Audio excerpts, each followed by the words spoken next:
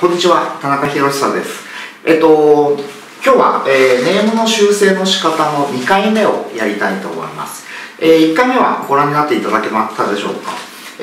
そこで説明したのは、内部構成、外部構成、主観的演出、客観的演出という、4つの概念について、ご説明させていただきました。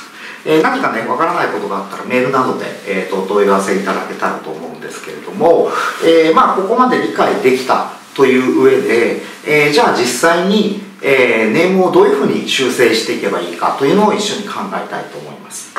プロの編集者というのは、僕たちが作るネーム、プロットに関してほぼ 100% ここをこう直してくれというふうに言ってきます。できる編集者の人は結構具体的にここは2ページ削ってここにこういうシーンを入れたらどうとかって具体的にアドバイスしてくれて、それが正しい編集はすごくよくできる編集なんで、そういう人に当たった人はラッキー。逆にできない編集の人は、なんかワンピースっぽくした方がいいんじゃないとかっていう印象論ですごく言ってくるので、そういう人と組むと、なかなか苦戦はすると思うんですけれども、なんとか編集の期待の 1.5 倍、応えられるようにっていうふうに考えて、ネームを修正していくといいと思います。漫画において一番大事なものは内部構成です。外部構成っていうのは実は、どうとでもなるんですね。前の動画で言いました通り、内部構成っていうのは主に主人公の感情の動きですね。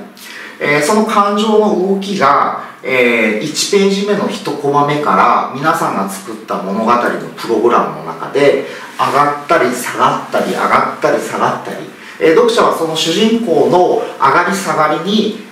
共感したりとか分かる分かるっていうふうに思う中で自然と感情移入をしていくんですね。なので、内部構成というのはとても大事です。で、内部構成じゃあどうやって作っていくかって言ったら表情ですね。キャラクターの感情が動くっていう場面はぜひ大駒で、記号としての笑顔とか記号としての悔しい顔じゃなくて、作者自身が机の前で悔しい顔をして、その悔しい顔をすごく精密に描く、これがとても大事になります。で、皆さんがネームを書いて、その内部構成キャラクターの感情の動きに対してどうもなんか違うよなっていう場合は徹底的に悩んで、キャラクターの感情線をものすごく精密に作ってほしいんですね。そのためのトレーニングも、たくさん用意しますのでぜひ一緒に練習しましょう。でもしも皆さんがこれで、内部構成キャラクターの感情線主人公の感情線はうまくできたっていうふうに思ったならば、これは編集に何を言われようと変えない方がいいです。これを変え出してしまうと、キャラクターの8ページ目で本来感情線が引き出たところが編集がここ笑顔を入れた方がいいんじゃないとかっていうわけのわかんないリテイクを要求された時に笑顔を入れてしまうと、じゃあ9ページ目以降のキャラクターの感情と断裂が生まれてしまいます。で、この断裂は読者はものすごく敏感で、そういうところに断裂がある場合はそこでおしまい。せっかく皆さんが引いたすごくいい感情線が1回2回切れてしまうと読者はもう分かんない、このキャラクターについていけないっていうのになってしまうので、内部構成は絶対うまくできたら変えない。編集にはヘラヘラ笑いながらどうすかねとかって言いながら、言った方がいいと思います。で、よくできる編集はこれができてれば必ずここには口出ししません。で、じゃあ何を直すか、ネームを修正するかって言ったらこっちの外部構成ですね。で、外部構成っていうのはどうとでもなります。皆さんがエピソードセンスがあれば、どんなって要求をされてもきっちり、変更して編集者の求めるものを出すことができます。例えば主人公が悔しいっていうふうに思う、これ内部構成ですね、感情の動きなんで。じゃあ何で悔しいと思うのかっていうところは外部構成ですね。まあ、例えば、学園ものだったら、全校集会でいきなり校長に前に呼び出されて、ものすごく怒られる。これはエピソードです。これは第六構成です。で、そこで主人公が、うわ、恥ずかしいし、悔しいし、好きな子とか、友達とかみんな見てる前で、なんで俺こんなディスられなきゃいけないんだ。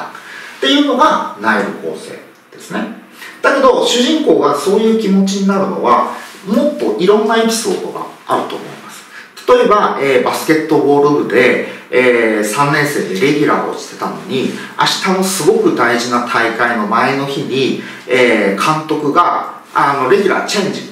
田中お前は、はっきり言ってダメだから、お前はもうベンチ外で、1年のなんとかお前入れ、お前はなかなかセンスがいいで、そうすると僕田中は、ベンチ外で、ユニフォームさえ着れずに応援してる時に悔しい、なんで俺だって一生懸命練習してそんなにみんなに比べて下手ってわけでもないのになんでこんな目に遭わなきゃいけないのっていう悔しさ、これは内部構成ですね。っていう具合に、じゃあその内部構成キャラクター皆さんが、ちゃんと、設計図を引いてここでキャラクターはすごい屈辱を受けるっていう、その屈辱をどうやって受けるかっていうストーリーラインはどんどん書いてください。ここがより良いエピソードで読者から共感がすごく生まれる。今の2つで言ったら校長に、みんなの前に呼び出されてものすごく怒られるっていうのは多分あんまりリアリティもないし、なんでそんなんで屈辱感じるのかなっていうふうに思っちゃう人もいると思うんですけれども、やっぱり部活ものでレギュラーを外される、ベンチから外される、みんなと一緒に一人応援しなきゃいけない、これは多分読者が納得できる、感情なんでエピソードとしては OK じゃないかなっていうふうに思うんです。なので、ネームの修正の仕方っていう場合に、内部構成があまりうまくできてない時は必死に考えてください。なんでこの物語はちゃんとキャラクターの感情がつながっていないのか、絶対ミスがあるはずです。それはリズムで考えていけば絶対わかります。で、その感情を、表情とかアクションとかでものすごく、劇的に、書いていく。これが内部構成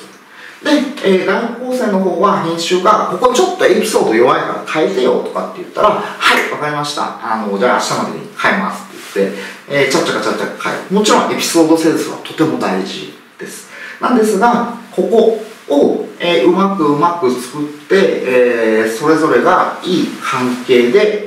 物語が進行していくっていうのは、皆さんが大好きな漫画でほぼ必